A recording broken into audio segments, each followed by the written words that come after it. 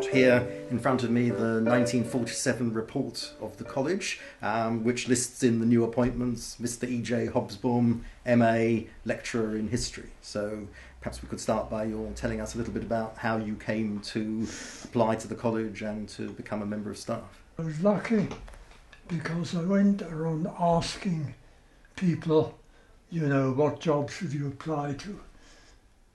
Is it good enough to apply to whatever it is? University College, Exeter. And some they'd said, well, I don't know. But then they said, Birkbeck is serious. So I found myself there in Birkbeck, and I don't think I was actually quite the first choice for Darlington. I was the second choice. Nevertheless, I was there, and I got started, and I got immediately lost in my first lecture, which was somewhere in the undergrowth, in the underground of the Senate House. We taught a lot of people, not as alternative, as the only way of getting college graduates, for instance, in teaching. Before teaching degrees, the best way to do is to do a Birkbeck thing. So we used to get crocodiles full of nuns trying to study for. So there was a lot of that. So eventually it settled down essentially as undergraduate teaching. BA, BSc. There was not at that time a lot of research yet. There were from the start, there was always there was a serious psychological interest, and there was this very serious scientific interest, around which there was most of the intellectually serious things that happened. And then gradually, bit by bit, we built up the rest. And what about the history department?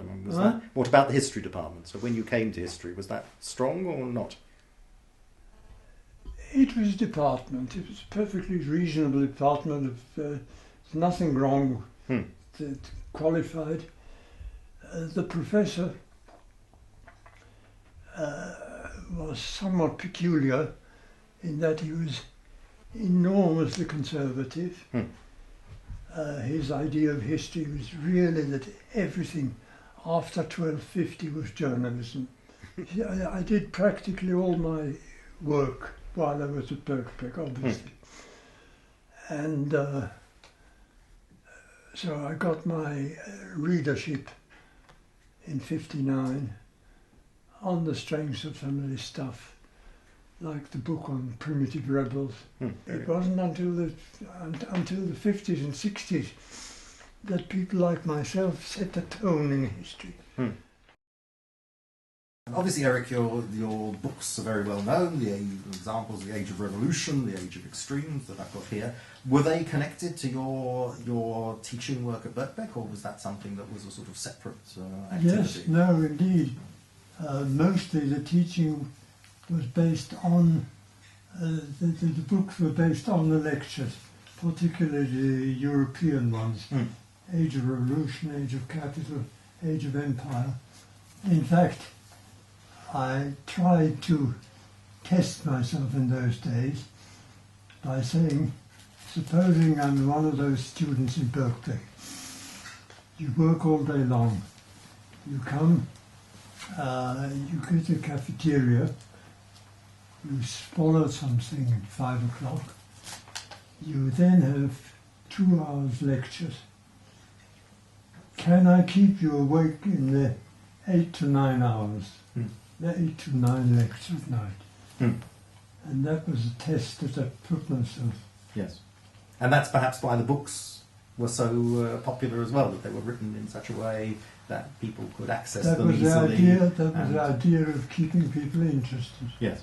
And that's something, of course, that we continue to do. I know the lecturers today always say to me, it's the 8 to 9 And there's no question about it that Birkbeck was the sort of basis. Teaching was the experience on which these things were based.